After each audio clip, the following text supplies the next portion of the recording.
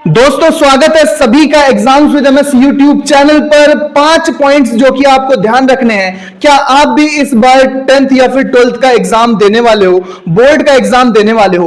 5 points to remember. अगर आप इन 5 points का ध्यान रख लेते हो तो कम मेहनत में भी आप एक जबरदस्त परसेंटेज हासिल कर सकते हो। दोस्तों स्वागत है सभी का exams with MS YouTube channel पर। आपका कितना भी टाइम क्यों ना वेस्ट चला गया हो, आपके कुछ मंथ्स हो सकता है वेस्ट हो गए हो, आपने ज्यादा फोकस करके पढ़ाई ना की हो, लेकिन अगर आप इस बचे हुए टाइम में इन 5 पॉइंट्स को ध्यान रखकर पढ़ाई कर लेते हो तो निश्चित रूप से आपका परसेंटेज 90% से अबव जाने वाला है। और ये कोई रॉकेट साइंस नहीं है, बिल्कुल सिंपल हैबिट्स हैं आपकी, सिंपल टिप्स हैं जो कि आपको फॉलो करने हैं। बस क्या करना है, इस वीडियो को एंड तक देख लेना, चैनल को सब्सक्राइब कर लो। मैं यहां पर आपको लगातार बोर्ड एग्जाम से रिलेटेड टिप्स देने वाला हूं, साथ ही साथ आपको इंपॉर्टेंट टॉपिक्स के भी वीडियोस लगातार मिलते रहते हैं। तो दोस्तों चैनल को सब्सक्राइब करके बेल आइकन प्रेस कर देना। अब बात करते हैं वो 5 पॉइंट्स कौन से हैं। तो सबसे पहले बच्चों आपको जो फर्स्ट पॉइंट आपको देखना है वो क्या है, वो आपको यह है कि आपको इंपॉर्टेंट क्वेश्चंस पॉइंट आउट करने हैं। इंपॉर्टेंट क्वेश्चंस यानी महत्वपूर्ण प्रश्नों को पहचानना है। महत्वपूर्ण प्रश्नों को कैसे पहचानेंगे बच्चों? ऐसा तो है नहीं कि आप कॉलेज जाते हो, कोचिंग जाते हो, आपने बिल्कुल कुछ आइडिया ही नहीं है। आपको जरूर पता होगा कि आपके क्वेश्चन बैंक में, आपके सिलेबस में कितने चैप्टर्स हैं, आपके चैप्टर्स में कौन कौन से टॉपिक हैं, आप सब जानते हो। ऐसा नहीं है कि आप बिल्कुल नहीं जानते हो। तो आपका जो सबसे पहला काम होना चाहिए वो बच्चों अब ये होना चाहिए, 2 से 2.5 महीने बचे हुए हैं, वो कि आप इंपॉर्टेंट क्वेश्चंस को पहचानेंगे, इंपॉर्टेंट क्वेश्चंस को पॉइंट आउट करेंगे, बोले तो महत्वपूर्ण प्रश्नों पर ज्यादा फोकस करेंगे और जो कम महत्वपूर्ण प्रश्न हैं उन पे कम फोकस करेंगे। Point number 1। अब ये काम कैसे होगा? ये काम पॉइंट नंबर 1 का जो ये काम है, इसको करने के लिए आप 5 साल के लगभग पेपर आपको पुराने सालों के मिल जाएंगे, चाहे आप 10th में हो या फिर 12th में हो, यूपी बोर्ड हो, एमपी बोर्ड हो, सीबीएसई बोर्ड हो, कोई सा भी बोर्ड हो, आपको इस तरह के ओल्ड क्वेश्चन पेपर्स मिल जाएंगे, अनसॉल्व्ड पेपर्स मिल जाएंगे, क्वेश्चन बैंक में भी महत्वपूर्ण प्रश्न मिल जाते हैं। तो जो अननेसेसरी हैं आप पुराने पेपर्स ले सकते हैं। पुराने पेपर्स में जो PYQs होते हैं, प्रीवियस ईयर क्वेश्चंस होते हैं, उसमें आपको पॉइंट आउट करना है कि कौन से प्रश्न इंपॉर्टेंट हैं और कौन से प्रश्न कम इंपॉर्टेंट हैं। इनको अगर आपने ध्यान दे लिया तो आप कम मेहनत में भी अच्छे से अच्छे अंक हासिल कर सकते हो। पुराने पेपर्स में PYQs का नेचर समझ लेना बच्चों कि PYQs का नेचर क्या है, किस तरह के प्रश्न पूछे जा रहे हैं, किस तरह के क्वेश्चंस अब पूछे जा रहे हैं, किस तरह के क्वेश्चंस का नेचर है। फिजिक्स में न्यूमेरिकल ज्यादा आ रहे हैं या थ्योरी ज्यादा आ रही है, केमिस्ट्री में किस तरह के प्रश्न बन रहे हैं, अंग्रेजी के पेपर का पैटर्न क्या है। अगर एक बार ये आपने पॉइंट आउट कर लिया तो गेम बिल्कुल सिंपल हो जाएगा बच्चों। इसलिए आपको कम से कम मैक्सिमम तो 5 साल, लेकिन अगर आपको 4 साल के लास्ट पेपर मिल जाए प्रीवियस ईयर्स के, यानी 2020, 21, 22, 23 और 24 में जो बोर्ड परीक्षा हुई हो, कोई सा भी बोर्ड हो आपका, यूपी बोर्ड हो, एमपी बोर्ड हो, बिहार बोर्ड हो, झारखंड बोर्ड हो, उत्तराखंड बोर्ड हो, राजस्थान, हरियाणा, छत्तीसगढ़, कोई सा भी बोर्ड हो, आप अपने बोर्ड के पिछले साल के एक बार पेपर जरूर देख लेना।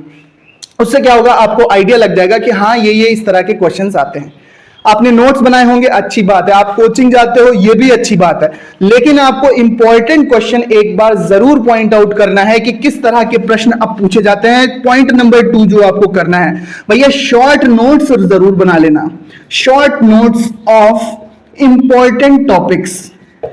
Short notes of important topics आप कॉपी में लिखते हो, अच्छी बात है, आप कॉपी में लिखते हो, लेकिन कॉपी क्या है कि जब आप बुक से इंपॉर्टेंट टॉपिक्स को किसी नोटबुक, मोटी नोटबुक में आप नोट करते हो तो वो खुद भी एक बुक की तरह बन जाती है।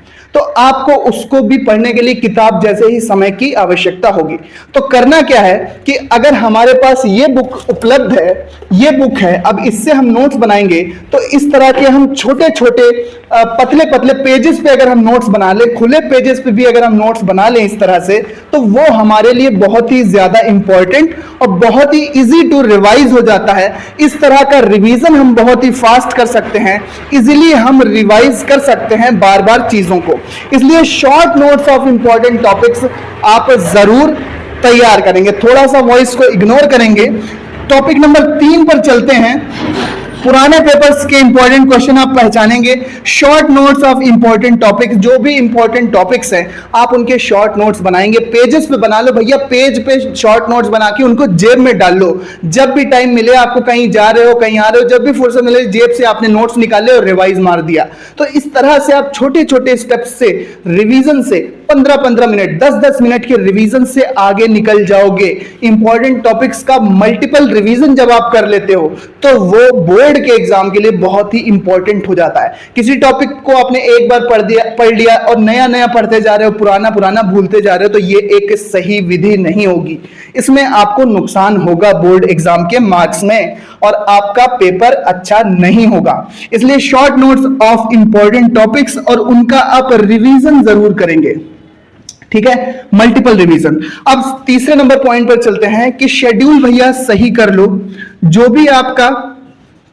जो भी आपका शेड्यूल हो, बिगड़ा था, गलत टाइम टेबल था, शेड्यूल या बोले तो टाइम टेबल आप अपना एक अच्छा सा टाइम टेबल रेडी कर लो। मैं कह रहा हूं, आप 10th में हो तो 4 घंटे आप पढ़ते हो तो 4 घंटे पढ़ो, 12th में हो 5 घंटे पढ़ते हो तो 5 पढ़ो, 4 पढ़ते हो तो 4 पढ़ो, लेकिन जितना पढ़ते हो आपको डेली पढ़ना है। ये मत करना कि आपने एक दिन पढ़ा 10 घंटे और दूसरे दिन आपने सिर्फ 1 घंटे पढ़ाई की, वो भी बेमन के साथ, मन के साथ वो भी आपने पढ़ाई नहीं की। इस तरह से पढ़ाई करोगे, इर्रेगुलर पढ़ाई करोगे तो कहीं भी आपके माइंड में इंपॉर्टेंट टॉपिक्स, इंपॉर्टेंट क्वेश्चंस नहीं टिकेंगे। इसलिए आप कम पढ़ाई करो लेकिन रोज पढ़ाई करो। चाहे 1 महीना आपका रह गया हो एग्जाम का, चाहे 2 महीने रह गए हो, एक रेगुलर शेड्यूल पे पढ़ाई करो। जब आप एग्जाम के नजदीक जाते जाओगे तब आपकी ऑटोमेटिक पढ़ाई बढ़ जाएगी इंपॉर्टेंट क्वेश्चंस की। तो शेड्यूल फिक्स करके, कुर्सी टेबल हटाओ भैया, कुर्सी टेबल। सर्दी आ गई है, आप रजाई में भी पढ़ सकते हो लेकिन अलर्ट होके पढ़ना।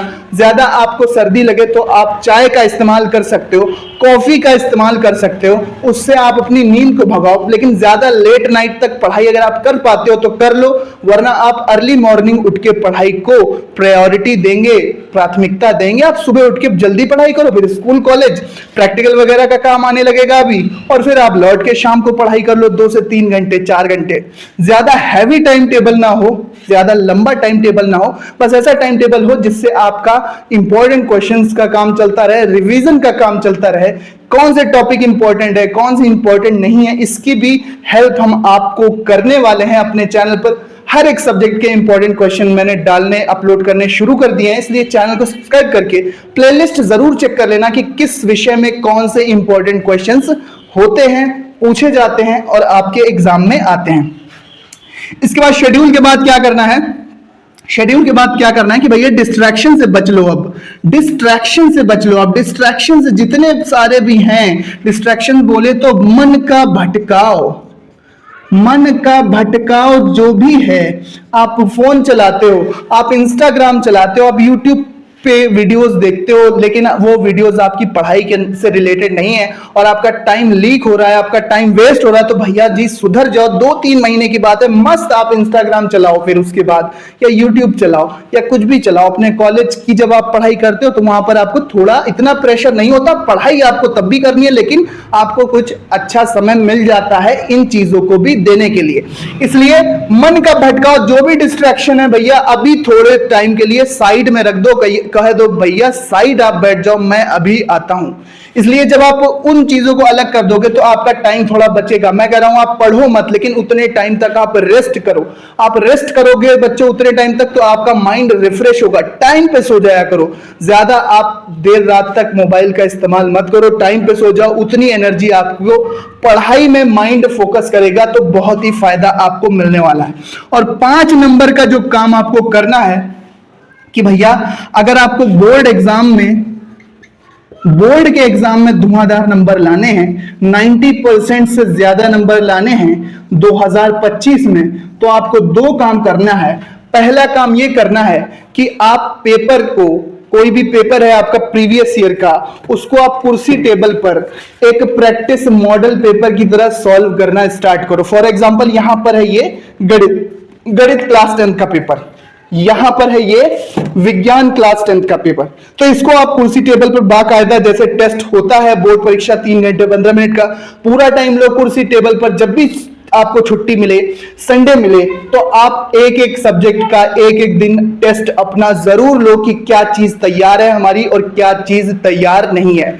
जो चीज तैयार नहीं है और वो इंपॉर्टेंट है तो उसको अलग नोट डाउन कर लो, अलग कॉपी पर नोट डाउन कर लो, उसके शॉर्ट नोट्स आप बनाओ। मतलब कोई भी इंपॉर्टेंट टॉपिक ना छूटे, बाकी चीजें छूट जाएंगी, काम चल जाएगा, लेकिन कोई भी इंपॉर्टेंट टॉपिक आपका मिस ना हो। इस प्रतिबद्धता के साथ, इस फोकस के साथ अगर आप पढ़ाई करोगे तो निश्चित रूप से आपका 90%, क्या मैं कहता हूं 95% भी आ जाए तो वो कम होगा, लेकिन बाकी जो भी 90 दिन 95 दिन का समय बचा है, या यूं कह लें 2.5 महीना है, तो आपका 70-75 दिन बोर्ड एग्जाम में बचा है। फरवरी में ज्यादातर आपकी बोर्ड एग्जाम्स होंगे, तो जो भी 70-75-80 दिन आपके पास बचे हैं उसका एक एक पल उपयोग कर लो। आपके ये मार्क्स काम नहीं आएंगे,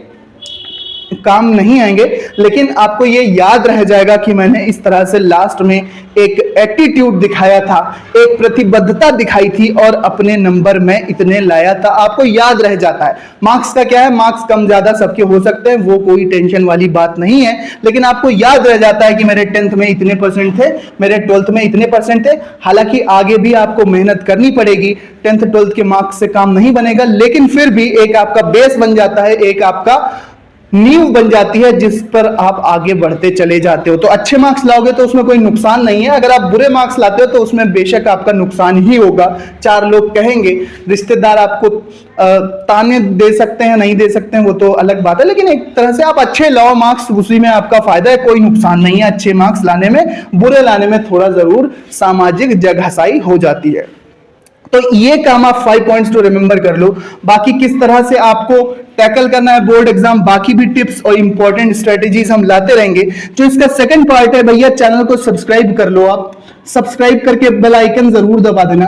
अगर आप चैनल को सब्सक्राइब करते हो तो हम आपके साथ इसी तरह से जुड़े रहेंगे और आपको नियमित रूप से नई नई चीजों से अवगत कराते रहेंगे, चाहे वो यूपी बोर्ड हो, एमपी बोर्ड हो, कोई सा भी बोर्ड हो, हम आपको यहाँ पर सारी जानकारी देंगे।